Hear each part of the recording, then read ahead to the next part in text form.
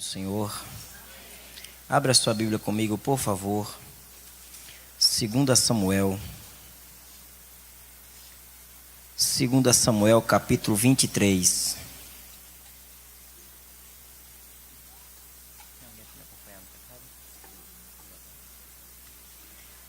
Segunda Samuel 23, enquanto vocês procuram o texto, quero aproveitar o tempo e ser grato a Deus por esta oportunidade que Ele me concede de mais uma vez poder ministrar a sua palavra, mais uma vez aqui nesta amada igreja. Deus abençoe todos os irmãos aqui, em especial aos que fazem parte do BS, Deus abençoe. Já acompanho vocês na rede social, já vejo muitas programações de vocês, e para mim é um motivo de honra estar aqui nessa noite participando com vocês deste culto. Ao pastor Rubinho, toda a sua casa, Deus abençoe. É um prazer muito grande revê-lo e estar aqui essa noite. E aos demais irmãos aqui presentes, Deus abençoe grandemente. Amigo Eudes, que está aí, Augusto, que falou comigo, está por aí em algum lugar, Deus abençoe também, em nome de Jesus. Eu quero dizer que eu trouxe o livro que o Rubinho já falou aqui, Cristãos Porém Humanos. Eu sou psicanalista e tenho desenvolvido estudos referentes a transtornos emocionais entre cristãos. E no livro eu vou falar sobre depressão, ansiedade, transtornos diversos, pensamentos suicida, automutilação, coisas que infelizmente têm avançado bastante entre os cristãos dentro das igrejas, e precisamos falar sobre isso de forma séria, de forma humana. Nós somos crentes, mas também somos gente, não é? Então precisamos nos cuidar, e esse livro tem essa proposta, falar sobre esses assuntos com uma base bíblica para a nossa vida. Quem quiser adquirir, custa R$30. Pós-culto, eu vou estar ali fora. Vai ser um prazer receber você. 2 Samuel, capítulo 23. Quem encontrou pode dizer amém. Vamos ler o versículo 11. Versículo 11 de 2 Samuel 23. Diz assim a palavra do Senhor: E depois dele Samar, filho de Agé, o Ararita, quando os filisteus se juntaram numa multidão, onde havia um pedaço de terra cheio de lentilhas, o povo fugiu de diante dos filisteus. Este, pois, se pôs no meio daquele pedaço de terra e o defendeu, e feriu os filisteus. E o Senhor operou um grande livramento. Feche seus olhos, coloque a mão sobre o seu coração. Diga comigo: Senhor Deus, fala comigo mais uma vez, em nome de Jesus. E só quem crê que Jesus vai falar diz amém. Mandar um abraço também aqui mesmo na ausência, o pastor Jean, que é uma referência para nós. O Senhor possa continuar abençoando ele, sua casa, todo o ministério, em nome de Jesus. Queridos, estamos falando sobre posicionamento, e Deus colocou no meu coração esse texto para compartilhar com os irmãos aqui essa noite. Aqui fala sobre os valentes de Davi, e cada valente de Davi, ele é assim chamado por uma ação de exposição que ele o tomou. Valentes são aqueles que não se acovardam. A covardia, ela é uma falha de caráter. Valentes, eles são aqueles que se expõem, e que mesmo em meio ao medo, porque não há problema em ter medo, mesmo em meio ao medo, eles encaram o desafio, confiantes de que Deus está com ele. A Bíblia, ela vela muito pelos valentes. Vocês lembram da história que Moisés envia para Canaã 40 espias, ou melhor, 12 espias, para espiar por 40 dias Canaã, um de cada tribo. Quando eles retornam de Canaã, após 40 dias lá espiando, eles voltam com um cacho de uva gigante. 2 homens necessários eram para carregar o cacho de uva. Todo Israel se junta e eles começam a dizer: olha, a terra que nós fomos espiar é uma terra verdadeiramente que mana leite e mel. a terra é fértil. Aqui é o fruto da terra, um cacho de uva trazido por 2 homens. Só que desses 12, 10 começam a dizer assim: essa terra, embora muito boa, não é para nós. Por quê? Porque lá tem valentes, tem gigantes, os filhos de Anak. Nós éramos como gafanhoto aos nossos olhos, e assim também eram aos olhos deles. Você entendeu? Covarde assim, se apequena diante das pessoas. E olha só que interessante, o que eles falam é o seguinte: nós éramos como gafanhoto aos nossos olhos, e assim também eram aos olhos dele. Vocês perceberam?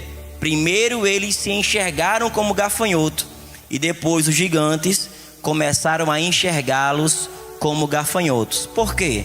Porque as pessoas me enxergam na proporção de como eu me enxergo. A maneira como eu me enxergo vai denunciar ou vai ditar a maneira como as pessoas estão me enxergando. Se você quer ser amado por alguém, primeiro ame a si mesmo.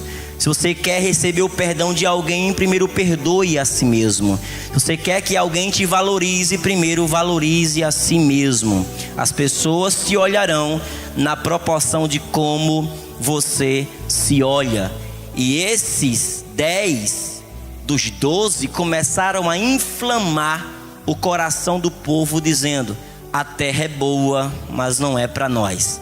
Só que 2 desses 10 disseram: calem a boca, a terra tem gigantes sim, mas conosco está o Deus que é maior do que qualquer gigante. A terra tem desafios sim, mas conosco está o Senhor dos exércitos, que não perde nenhuma batalha, e Ele está conosco, então nós somos maioria. 2 desses 12 tentaram incentivar o povo.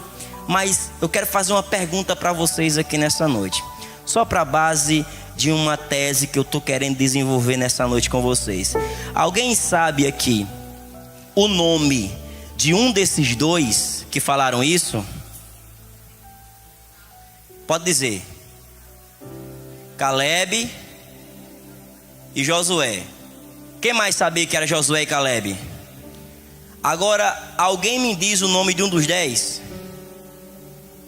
Alguém sabe o nome de um dos 10?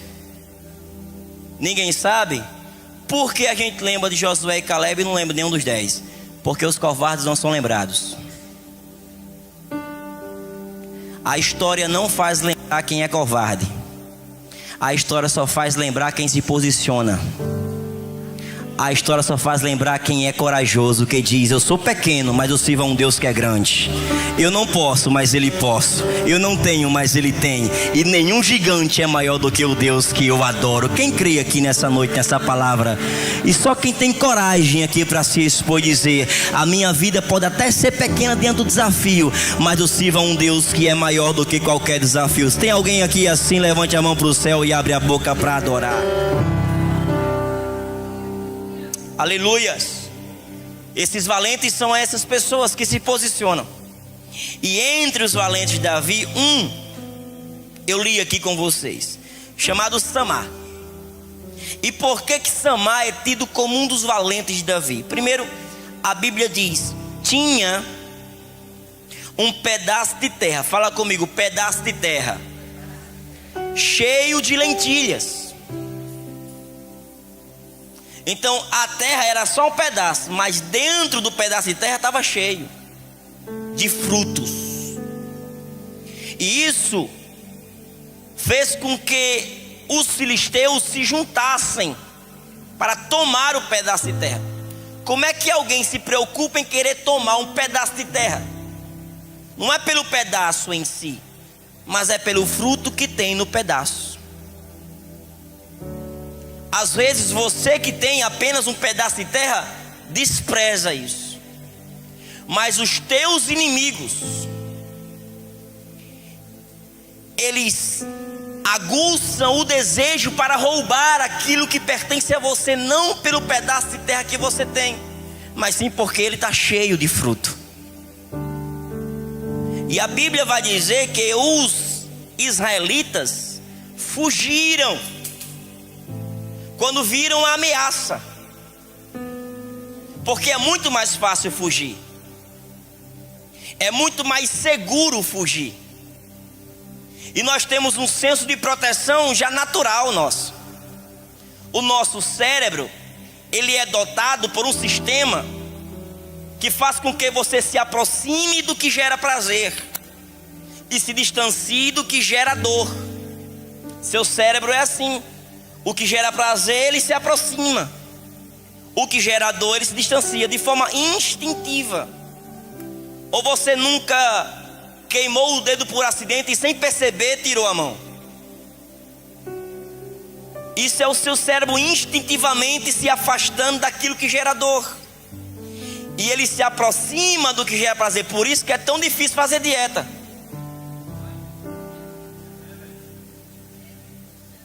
É tão difícil ignorar o bolo de chocolate. Por quê? Porque é prazeroso. E se é prazeroso, o cérebro diz: se aproxima. Agora é difícil demais acordar 4 horas da manhã para caminhar. Quem faz isso sorrindo é estranho, irmão. Vamos orar por ele. Tem algo ruim acontecendo. Mas naturalmente é ruim. Por quê? Porque é desconfortável, é doloroso. E se causa dor, o cérebro diz: se distancia. Então, quando os israelitas veem os filisteus se aproximando do pedaço de terra, eles sabem, vai gerar dor o confronto. Então é muito mais fácil fazer o quê? Fugir. Por isso que tanto casamento se rompe. Por isso que tanto namoro termina. Por isso que tanta aliança é rompida. Por quê? Porque é muito mais fácil fugir.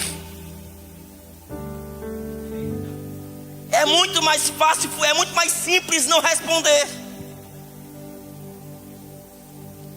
Quando você se vê diante de um desafio que vai ter que se renunciar, se sacrificar, muito mais fácil é você simplesmente abandonar o barco.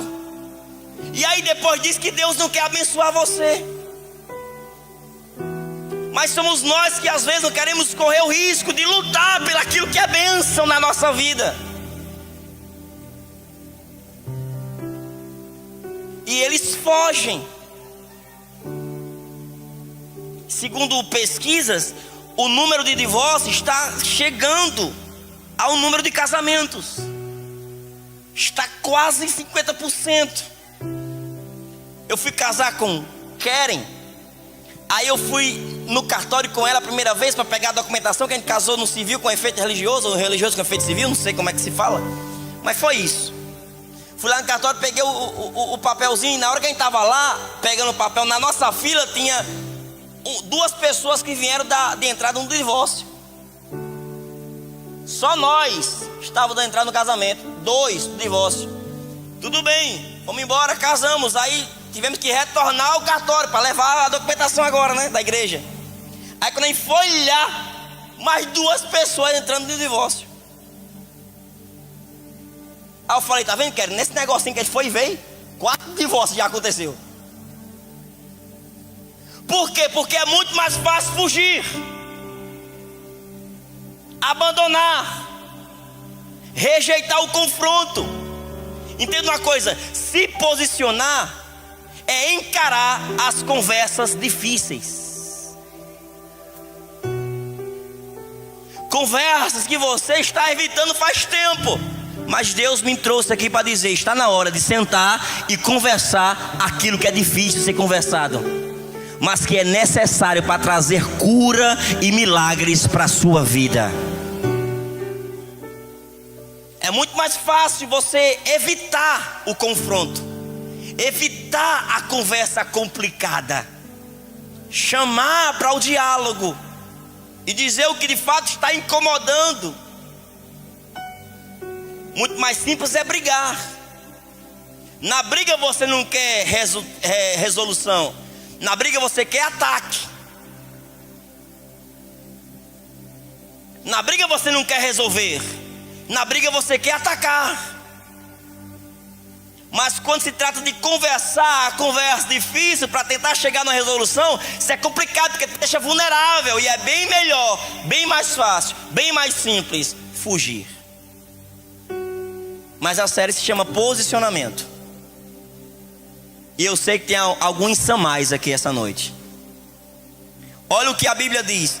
E Samar, versículo 12: se pôs no meio daquele pedaço de terra. O que é isso? É posicionamento, se colocar no meio. Posicionamento é se expor. Não tem como se posicionar sem exposição. Se posicionar é se exposicionar. Você vai se expor, se colocar no meio. Irmão, entenda uma coisa: se vai brigar, se vai lutar, vá para o meio. Jesus nunca quis contar com crente de beirada.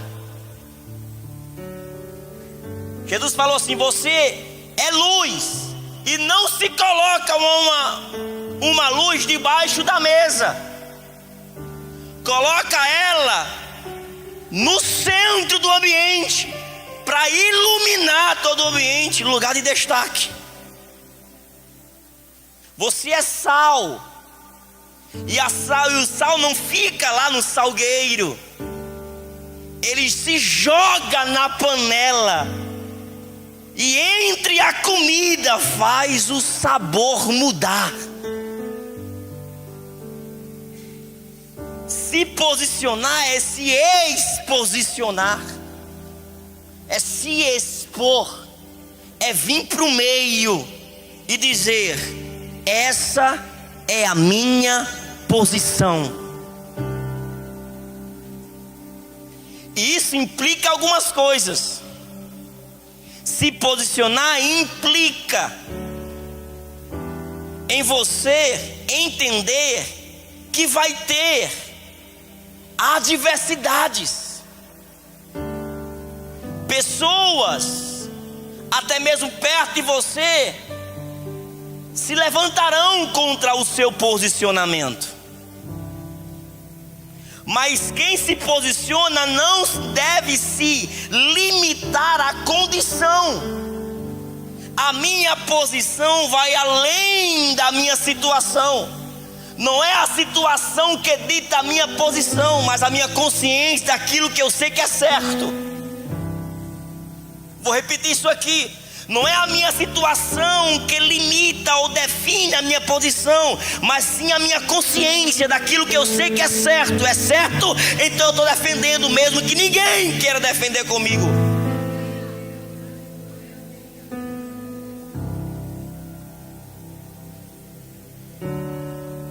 Se colocar no meio, ter uma convicção do que você quer e agarrar isso, sem titubear. Vocês entendem isso? Se posicionar é dizer não a tudo que vai contra a sua posição, mesmo que aos seus olhos inicialmente pareça benéfico. É você entender: eu vou dizer não, mesmo que o sim me agrade. Eu vou dizer não, mesmo que o sim me pareça mais palatável. Eu vou dizer não, mesmo que o sim me deixe mais popular, me deixe mais participante do meio. Não, a minha consciência vai além daquilo que eu estou inserido. A minha consciência de que é certo me faz entender que a minha palavra vai ser não, quando de fato for preciso dizer não.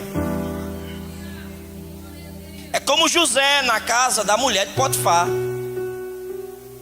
Não tinha ninguém lá observando. A mulher fez questão de arrumar todo o ambiente, porque isso cabe ao pensamento feminino, é estrategista. Homem não, homem é lento. Lento, às vezes meio demente, não faz as coisas direito. Por isso que a mulher descobre direto. Mas mulher mais estrategista. E ela, como uma boa estrategista, fez o ambiente perfeito. O esposo estava fora, deu greve lá, deu um dia de férias para os criados. Chegou José, um jovem. A mulher de Potifar, deixe-me contextualizar para vocês. Existiam mulheres bonitas naquele tempo e existiam as mulheres do Egito, que eram outro nível de glória. Porque o Egito, ele era especialista em aromas, em embelezamento. A mulher de Potifar, ela devia ser bela, atraente, desejável. E a mulher de Potifar, um poder que desperta desejo em outros. E José, um jovem, 17, 18 anos, 19 no máximo, um jovem. E a Bíblia diz que a mulher disse: se deite comigo, José. José quis desviar.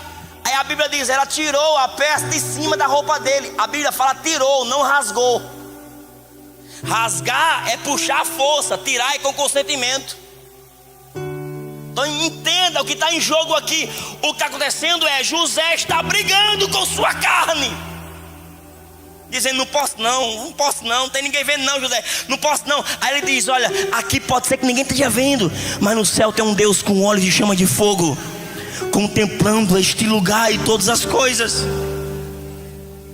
O ambiente era favorável, era agradável dizer sim, mas José tinha consciência daquilo que era certo. Isso é posicionamento. Eu vou dizer não, mesmo que o sim seja fácil, agradável e palatável. Ele vai para o meio. Aí a Bíblia diz: e defendeu. Esse defender é literalmente lutar por aquilo que ele acredita. Você entende isso, gente? Lutar por aquilo que você acredita, defender essa ideia, defender essa convicção.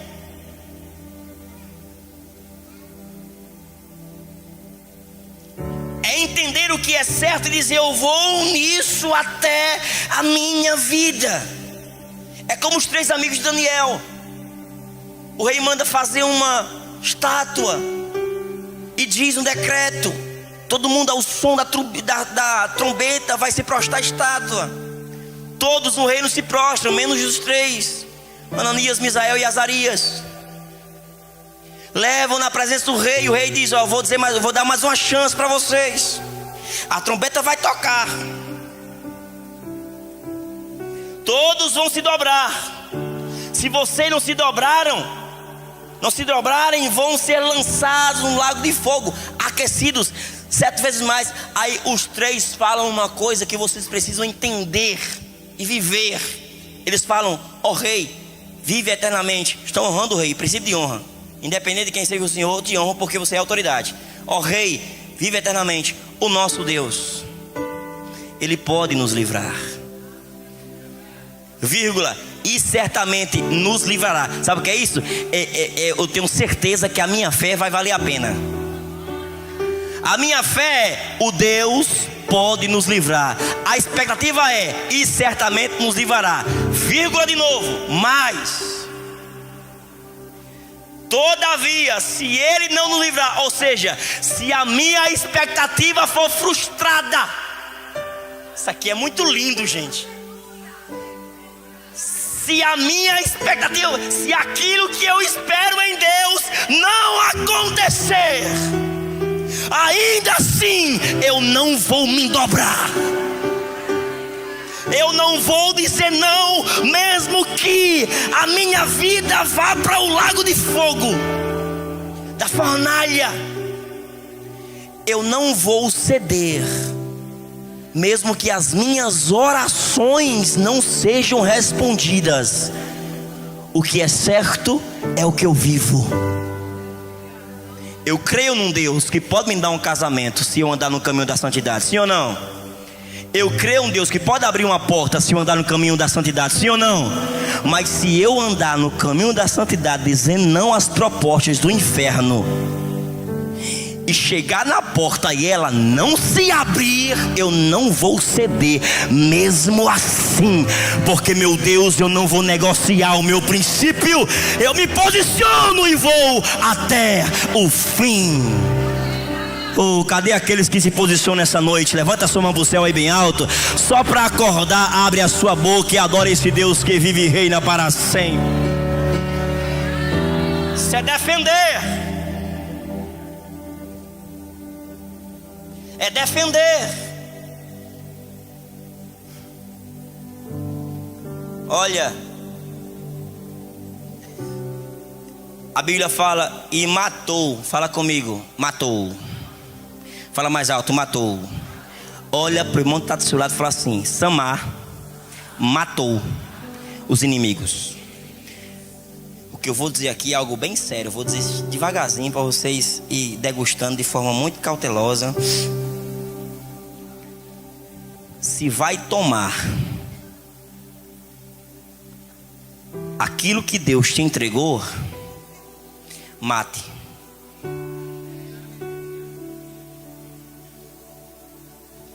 Isso é ser radical. Se a amizade, meu Deus, é um flerte com o perigo, não silencia apenas, bloqueia.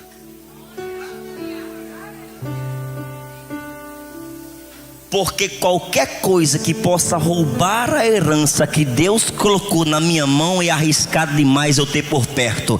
Eu vou matar. Sabe qual é o nosso problema? Nós somos profissionais em expulsar, mas não somos bons em fechar a porta. Entenda uma coisa: tudo que você expulsa na hora da força, se não fechar a porta, vai entrar na hora da fraqueza. Você sai num culto como esse, né? Assim, Deus, a partir de hoje eu nunca mais falo com aquela pessoa. Nunca mais, Jesus, nunca mais. Você expulsa, mas não bloqueia, não corta a ponte. E entenda uma coisa: você não é forte todo dia. Qual foi a hora que o diabo chegou para Jesus no deserto? Quando ele estava com fome. O diabo sabe a hora que chega. Está com fome, Jesus? Eu tenho uma proposta para você. O diabo sempre tem uma proposta para saciar o seu desejo. Aí, se você não fechar a porta na fraqueza, o que você expulsou no tempo da força vai entrar. Temos que aprender a matar. Eu lembro que um dia uma menina entrou em contato comigo pedindo um conselho. Mas daí, sou do interior, eu quero ir para Natal, tenho um sonho de ser médica, quero fazer um cursinho preparatório para medicina que tem lá. Quero saber se tá certo isso, porque eu sirvo aqui na igreja e tudo mais. Queria saber se realmente eu estou fazendo certo. Eu disse: tá. Você tem sonhos, tem projetos, coloca Deus na frente, vai em busca deles. Honre a Deus e vai dar tudo certo, em nome de Jesus. Ela foi. Meses depois entrou em contato comigo e disse: mas daí tem boas notícias. Eu estou estudando um cursinho preparatório para vestibular à noite. Eu trabalho em meio expediente na parte da manhã, consigo um emprego. E aí na parte da tarde eu estudo em casa, na casa da minha tia. Estou me esforçando, me dedicando. Em nome de Jesus, fazer vestibular no final do ano e vou passar em medicina, porque Deus vai fazer isso por mim. Eu disse: amém, vou continuar orando por você. Passou alguns meses, tornou a falar comigo e dessa vez disse as mesmas novidades, mas acrescentou uma informação. Ela disse: mas eu conheci um rapaz. Ele é de Recife, é evangélico, tem uma empresa em desenvolvimento. Deus tem abençoando muito ele. E aí a gente começou a conversar e conversamos todo dia por MSN, só para você saber que a história é antiga.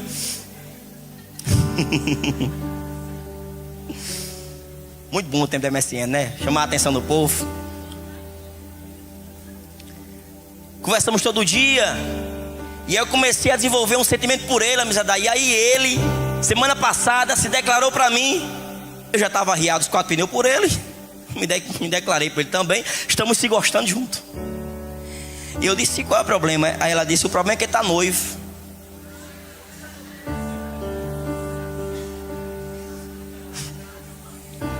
Aí eu: só isso? Só essa besteirinha? Eu pensei que é um negócio mais sério. Está noivo, coisinha pouca. Ela disse: o que é que eu faço? Eu disse: você tem juízo? Ela disse: tenho. Eu disse: pois use. Você tem perna? Ela disse: tenho. Eu disse: pois corre. Trio amoroso só funciona quando o terceiro é o Espírito Santo de Deus. Corre, corre. Ou se é para Deus, aplauda mais forte, porque Ele merece. Aproveite e toma água.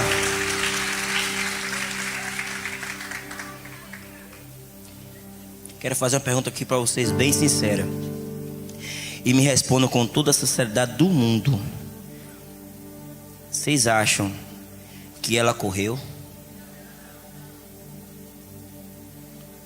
Eu não sei nem porque eu aconselho. Por que ela não correu? Porque a nossa geração faz o que sente e não o que sabe. Fazemos o que sentimos e não o que sabemos. O que falta em nós não é consciência do que é certo e errado. O que falta em nós é senso de vergonha na cara. Ela sabia que não devia mais alimentar. Mesmo assim ela continuou. Se relacionou com esse sujeito. Hoje, depois de anos, você já sabe, faz muito tempo essa história. Essa jovem, que não é mais tão jovem assim, tem depressão. Está afastada da igreja há anos. Não consegue nem passar de frente a uma igreja. Sente vergonha, culpa. E o sujeito casou com a noiva. Ela está agora emocionalmente destruída. Por quê? Porque não matou. Flertou com o perigo. Entenda uma coisa: se vai roubar a herança que Deus colocou, não negocia. Não, vou só responder aqui, mais nada. Bloqueia. Diga assim: vai perturbar a vida do Satanás. Está bloqueado em nome de Jesus. Dá uma olhadinha aí para o irmão que está ao seu lado, para a irmã que está ao seu lado. Dê um sorriso primeiro para ela. Sorria para entender que a mensagem vem de Deus, mas é uma mensagem com amor. Sorria para ele, fala assim: tá na hora. Fala mais alto: tá na hora de você bloquear quem você precisa bloquear, porque Deus tem coisa melhor para a sua vida. Só quem recebe essa palavra aplauda ao Senhor, porque Ele merece. Aleluia. Deixa eu mostrar para vocês porque você tem que matar. A Bíblia fala em 2 Crônicas capítulo 34, na verdade 33, que Amós, Manassés, melhor dizendo, Manassés reinou em Israel. E Manassés foi o pior rei que já teve Israel. Ele foi pior do que Acabe, para vocês terem uma ideia. Manassés mandava sacrificar os próprios filhos ao deus Moloque. Manassés foi tão ruim que encheu o templo do Senhor de altares, de sacrifícios, idolatria. Aí a Bíblia diz que Deus permite que o rei do Egito capture o rei Manassés e traga ele para o Egito como uma argola no nariz, como um animal. E Manassés ora a Deus, se lembra de Deus no Egito, escravo. Aí Deus livra Manassés e ele volta para Jerusalém. Quem me escuta diga amém. E lá na cidade, lá no reino, ele pega todos os altares de idolatria e coloca para fora da cidade. Ele pega todas as imagens de fundição e escultura e coloca para fora da cidade. Mas ele não quebra nenhuma, só coloca para fora. E entenda uma coisa, meu irmão: se vai jogar para fora, quebre. Mas ele faz isso e a Bíblia diz que ele morre. E Amon, seu filho, começa a reinar. E Amon teve um reino tão ruim que em 2 anos mataram ele. Mas a Bíblia diz, a primeira coisa que Amon faz quando reina, meu Deus, ele manda pegar os altares que o pai botou para fora e coloca para dentro de novo. Você entendeu? Se não quebrar, volta.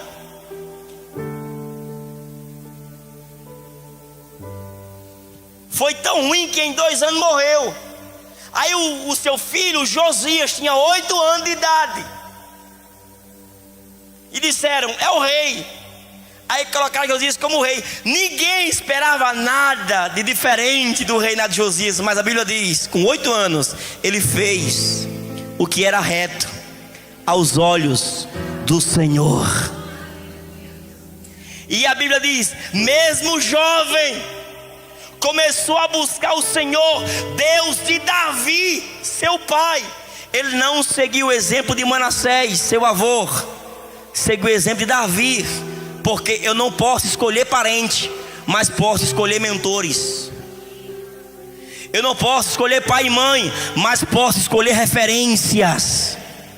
Josias diz, eu vou seguir o exemplo de Davi. Aí a Bíblia diz, e ele quebrou todos os altares de idolatria.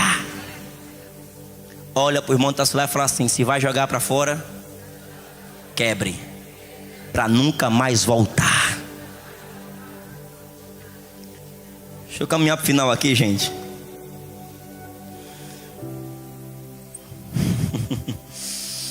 Eu vejo muito contato sendo bloqueado hoje. Sem despedida, hein?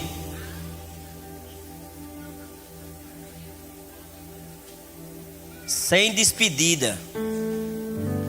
É porque agora eu vou ter que fazer uma viagem? Não. Deus está falando comigo. Não lhe deve satisfação. Você não deve satisfação nenhuma. Só bloqueia. Está na hora de matar aquilo que vai prejudicar o que Deus quer dar para você. Tem coisa boa para você. Tem bênção de Deus. Eu vou liberar para o seu coração. Pega que é para você, tá? Tem bom casamento para você. Tem boa família para você. Tem bom trabalho para você. Tem uma vida cheia de paz e prosperidade para você.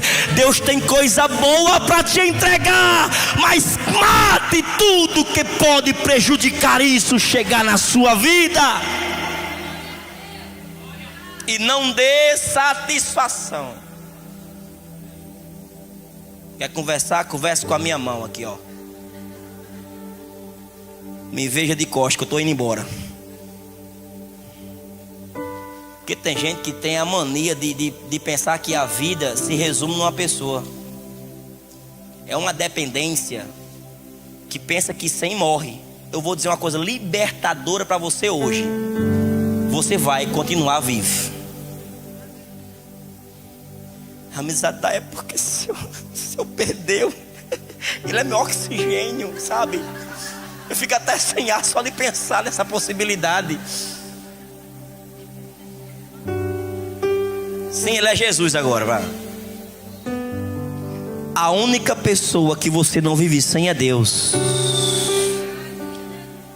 Precisar é diferente de depender. Quando eu preciso de Rubinho, eu digo, Rubinho, me ajude a fazer. Quando eu dependo de Rubinho, eu digo, Rubinho, sem você eu não faço. Precisar é, me ajude a. Depender é, sem você eu não. Tem muita gente dizendo isso, sem você eu não vivo. Sem você eu não respiro. Sem você eu não. Só Jesus tem esse patamar na sua vida. O resto das pessoas, se quiser ficar bem, se não quiser ficar, a porta da saída é serventia da casa, vai com Deus. Porque eu estou aqui vivendo e Deus tem coisa melhor para a minha vida.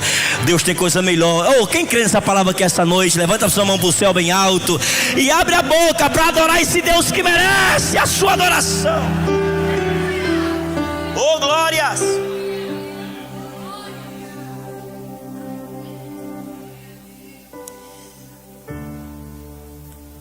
Eu lembro que um dia, para encerrar, fechei a Bíblia. Segundo estatísticas, quando o pregador fecha a Bíblia, ele só prega por mais 40 minutos. Brincadeira. Uma vez um jovem ligou para mim, desesperado, chorando copiosamente. Eu pensei que alguém tinha morrido e falei: quem foi que morreu? Ele disse: Amizadai, minha vida acabou. Eu disse: foi que houve? Ele disse: minha namorada terminou comigo. Eu amava aquela abençoada Amizadai. O que eu faço agora? O que eu faço? O que eu faço? Eu disse: quer um conselho? Ele disse: quero. Eu disse: viva. Vai morrer por alguém que nem viver com você quis? Meu Deus. Fala aí, tudo bem? Vai morrer por alguém que nem viver com você quis? Viva, meu filho. Seu coração não é doce para você entregar qualquer criança que fica pedindo para você. Viva! Aleluia. Aí ele disse: como é que eu vivo, Amizadai? Eu disse: caneta e papel, anota. Ponto 1, estude. Ponto 2, passe medicina. Ponto 3, conclua medicina. Ponto 4, monte uma clínica. Ponto 5, fique rico. Muito importante. Ponto 6, compre uma Land Rover. Ponto 7, descubra o endereço da menina. Ponto 8, passe na rua dela buzinando. Bibita, quem te viu passar na prova e não te ajudou. Mas não perca a sua vida por alguém do passado, porque Deus tem coisa melhor para você. Deus tem coisa. Eu vou dizer isso até você entender e melhorar seu glória. Não perca a sua vida por alguém que atrasa a sua vida. Deus te trouxe aqui para dizer: eu tenho coisa melhor. Eu tenho coisa melhor. Eu tenho coisa melhor. Só quem acredita nisso, levante a mão bem alto para o céu aí. Levanta as duas mãos para o céu, vai, se você pode, e abre a sua boca para adorar esse Deus que merece.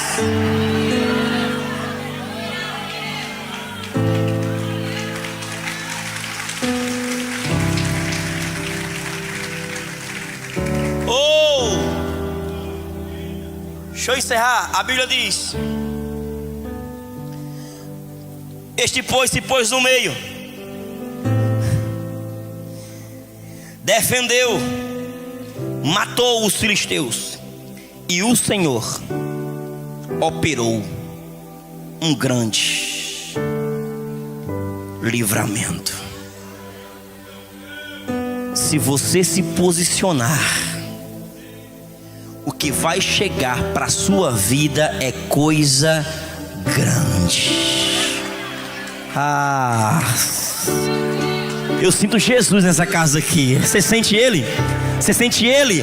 Se você se pôr, não pode ficar tranquilo. O que Deus tem para você, além daquilo que o olho viu, que o ouvido ouviu, que não desceu ao coração do homem, prepare-se.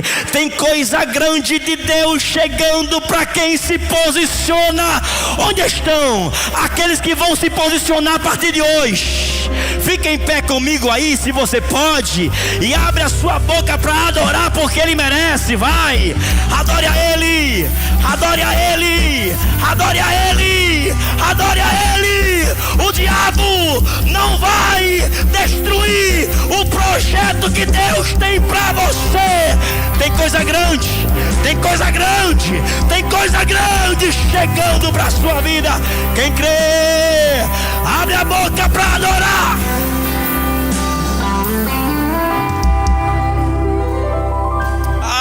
Aleluia! Quero orar por você essa noite. O instrumental me ajuda aí. O hino de adoração. Primeiramente quero conhecer se tem alguém entre nós que não é evangélico ou está afastado e porventura ouviu a voz de Deus e quer entregar a sua vida para Jesus, quer se posicionar a partir de hoje. Se tem alguém entre nós assim, não é evangélico ou afastado, chegou aqui por um convite, vem à frente. Está chegando aqui a primeira pessoa para Jesus. Alguém acompanha ela aí? Que coisa linda. Parabéns. Posicionamento é se expor. Só que tem grande livramento chegando para você por causa disso. Tem mais alguém que quer entregar sua vida para Jesus? Só do seu lugar onde você está. Posicionamento é exposicionamento, é exposição. Só que se você fizer isso, o que Deus fará por você é coisa grande. Grande será o livramento que Deus trará para você. Você vai perceber que aquilo que você pensava que sem ter ia acabar com sua vida, foi justamente sair aquilo que te trouxe vida outra vez. Aquela pessoa que você dizia, mas se ele sair eu morro, foi justamente quando ele saiu que você começou a viver outra vez. Tem grande livramento chegando para você. Tem mais alguém que não é evangélico ou afastado e quer entregar a sua vida para Jesus? Eu vou encerrar, não vou ficar insistindo, mas eu sei que Deus tem coisa nova para você. E eu quero fazer um outro pedido aqui para a gente encerrar. O instrumental, prepara o louvor aí. Eu quero chamar aqui à frente todas as pessoas. Gente, isso aqui é muito sério, tá? Eu não vim de Mossoró para cá 7 horas de viagem para brincar de pregar. Eu venho aqui como instrumento de Deus. E eu preciso que você entenda a seriedade do que eu preguei aqui essa noite. Se você está sabendo, se você está entendendo que precisa tomar uma posição para não perder o que Deus colocou na sua vida, em qualquer que seja a área que você precisa defender, que você precisa matar, para que Deus possa fazer um livramento chegar na sua casa, eu quero convidar você a sair do seu lugar e vir aqui à frente. Todas as pessoas que precisam se posicionar em alguma área da sua vida que foi tocado por essa palavra, sai agora do seu lugar e vem à frente.